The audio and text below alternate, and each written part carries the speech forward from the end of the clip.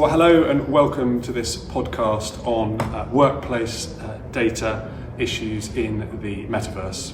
I'm Alex Milner-Smith. I'm co-head of the data and privacy team at Lewis Silkin, one of the Ius Laboris members in the United Kingdom, and I'm joined by my managing associate colleague Ben Favaro. So there's been a lot of talk about the metaverse. We're obviously privacy lawyers, so our focus is always on data and privacy issues. But first, Ben, before we go on to the privacy issues, can you tell us a little bit about what is the metaverse? What is the metaverse? The key question. It doesn't always seem to have a really finite definition. I think it means different things to different people, but in summary, a bit of a widely accepted sort of understanding of what the metaverse is it's about using technology to simulate real life and real life interactions with people over the internet. And it's really getting into the technology. So using technology like wearable technology, so things that go over your face, to really deliver, realistic sounds into your ears, spatial awareness, deliver really vivid visuals into your eyes, and then wearable technologies to actually capture information from your body to deliver it and really make as real as possible that simulated interaction with other people. And what about work in the metaverse? What kind of things are we seeing now, and what might we see in the future? Well, it's a bit, if you think about it, not every workplace is wearing wearables to contact each other, so it feels a little bit futuristic at the moment. But I think a little bit we're kind of already there in some respects.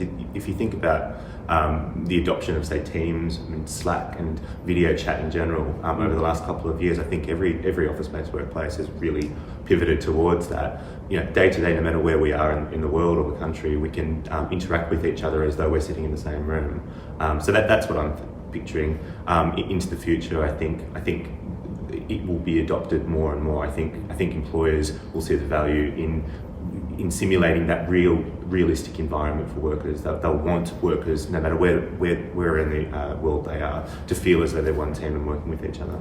Yeah, and if you think about it, depending on your organisation, you were either using video conferencing, alliding into app-based Teams and Zoom and so on years ago, or you suddenly in a rush implemented it during the COVID period. So it's very likely that the metaverse technology, although it seems alien now, the moment there's one company uses it, we'll all suddenly be using it, and it will just become part of day-to-day life, I think. Yeah. And a difference from Teams. So Teams style communication chats are really about calling someone, like a telephone call. You've got to have a purpose. It's like sitting down for a meeting. I think the metaverse and the workplace in the metaverse will go one step further, and it won't be so formal. I'm picturing things like walking down a hallway and bumping into someone in a hallway, in the metaverse hallway, and being able to have that chat that you otherwise wouldn't be able to have.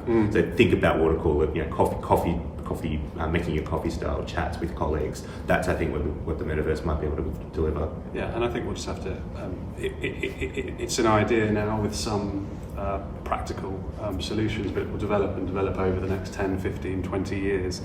So, as I indicated earlier, we're data and privacy lawyers. We're talking about workplace data today.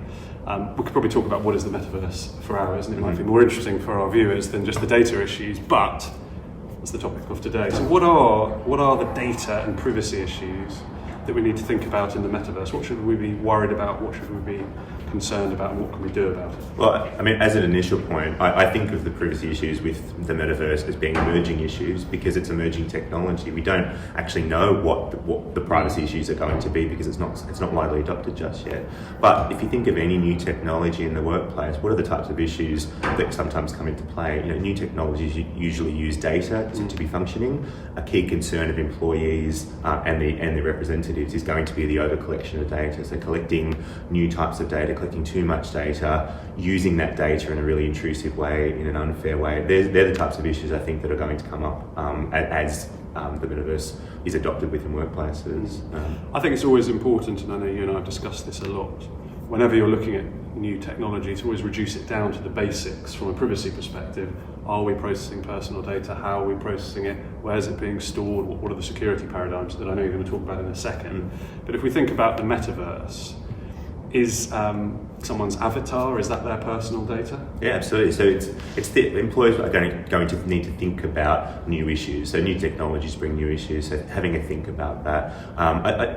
I think they're all manageable. I think data protection laws, they're principle based and they're able to be adapted and followed. So even if we don't know where the technology is going to head, I think data protection laws give us a good blueprint of the key issues you should be thinking of. Yeah, no, and then just if you had, I don't know, 3 or 4, or 300 more likely, but 3 or 4 top tips for employers and engagers in terms of protecting themselves from workplace data privacy risk, what would they be?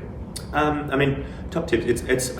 I think with bringing in this type of technology, you're not going to get adoption from employees unless they trust the technology, unless they trust what it is, that it's safe and secure, that the employer is not going to be misusing it to unfairly monitor employees. So what you really want to do from the beginning is be bringing along employees for the journey, explaining what the technology is and what value it's going to bring to the workplace. People don't want to adopt new technology if it's just there for the sake of it.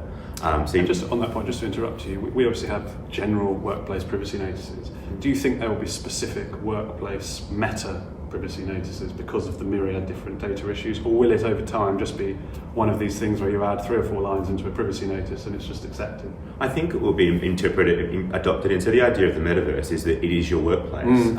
Just as though on a Teams call, you're not allowed, there's an expectation for perhaps that you wouldn't sexually harass or bully another co-worker on Teams. The same sorts of issues are here. So I think you wouldn't have a few lines and you wouldn't have a separate workplace. You would integrate them all into the same thing. You would have your same expectations, no matter whether you're working in the metaverse or whether you're working in the real universe. Sure. And what about third parties and security? Because we're talking about an employer here who set up the metaverse, but inevitably there will be third parties involved. Absolutely. What do you need to think about that? So the metaverse works you're going to need third-party service providers to be providing either technology, the software behind the technology, or the platforms.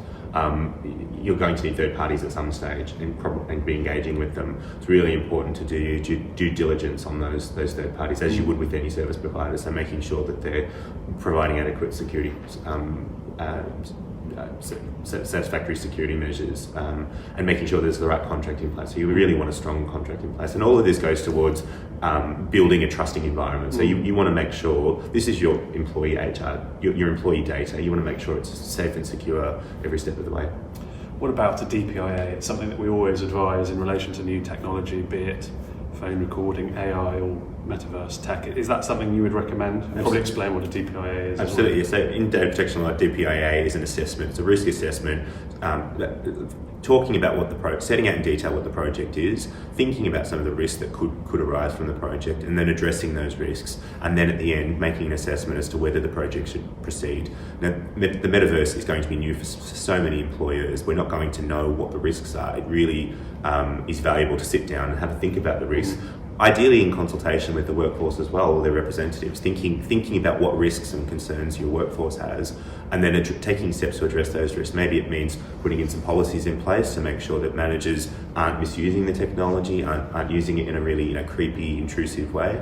It might be setting some parameters on the technology itself. So I always use the phrase, just because the technology allows you to do it doesn't mean you should do it. So even if the technology allows you to collect huge amounts of data, perhaps you shouldn't be doing that. But all those considerations can be set out in a DPIA. I agree with that. I mean, one thing, if we're walking down this corridor now, not in our office, so I don't know where the cameras are, but we're aware of cameras monitoring us, we're aware of retention issues from a data perspective and security. But it would be odd, I think, in the metaverse, as one example, I've read a bit about this, if all our interactions were suddenly recorded or stored somewhere, even temporarily, even if it was only for a day on the cloud, it would be a very different landscape from a data perspective. That's why, going back to what I said, coming down to the basics, you've got to think about, are we recording something? Would you really want to be recorded? As you give the great example of a water cooler chat, it would be very odd for that to be recorded. Absolutely, and it all builds into this trust. So to use your CCTV example, we're very comfortable walking around knowing that we're being filmed because we trust that it's being used for a proper purpose, that there's a purpose behind it, that it's being used in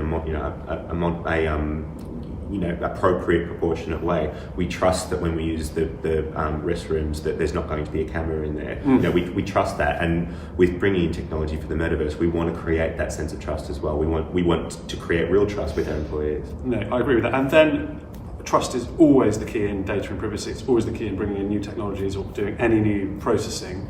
There's then a secondary issue, that of course possibly around Europe and around the world, maybe in the UK as well, works councils will be interested in deployment of the metaverse. And a DPIA, I think, would help explain to works councils that there's nothing nefarious going on here.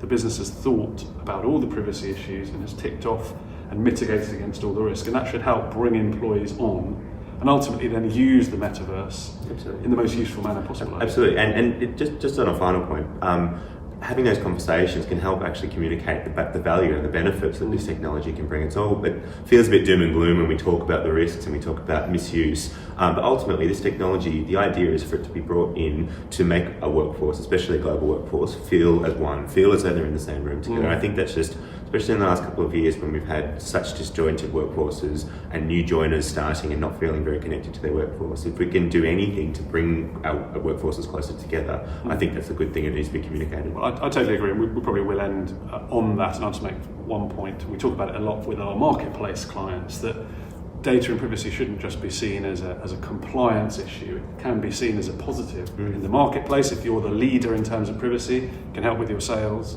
And in the workplace, if your employees and staff know that you have their back in terms of privacy and data risks and are completely aware of that from the ground up, which of course is data and privacy by design as the GDPR and UK GDPR sets out, it will just take you to the full utilisation of this kind of technology. Absolutely.